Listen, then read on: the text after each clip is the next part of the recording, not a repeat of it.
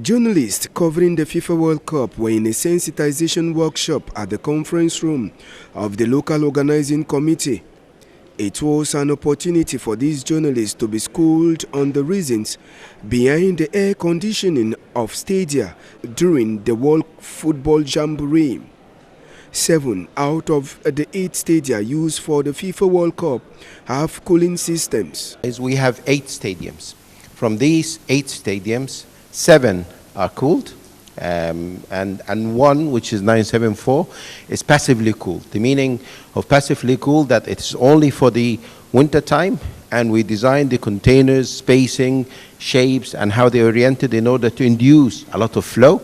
The air conditioning within these stadia were well planned. Air conditioning for stadiums is a dream for a lot of countries, especially in the hot areas. Our systems are all controlled by a computer and a lot of sensors around the stadiums in order to make sure that we are all more or less controlling the temperature around between 20 to 23 degrees C. Even the air conditioning within the stadia, players are not directly affected since it wasn't meant for them. Because players, all the time, they exert a lot of physical work, and the way that they cool themselves is by sweat.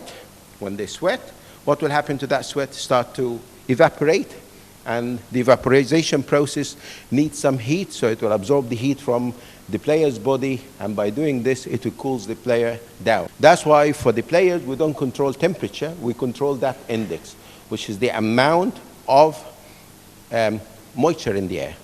That's for the players. But only the fans do feel the fresh air. For the fans, we went extra for the first time. We wanted the fans as well to feel relaxed. Each one of us, while in a sitting position like this, we're emitting a lot of bio fluids, let's say, into the area around us. So we spill some air, some hair, some skin, and about 70 grams of moisture per 1 hour while you're sitting.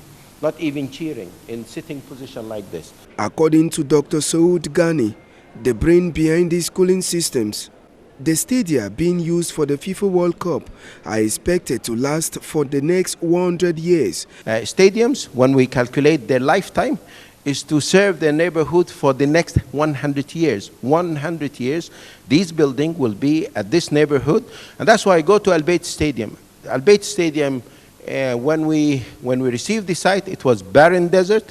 Now you go, you find lakes, you'll find animal life, ducks, birds, and you'll find a lot of green areas, and people use it. Qatari authorities are now hoping to extend this cooling technology to other stadia within the country after the World Cup comes to an end. Qatar to the world.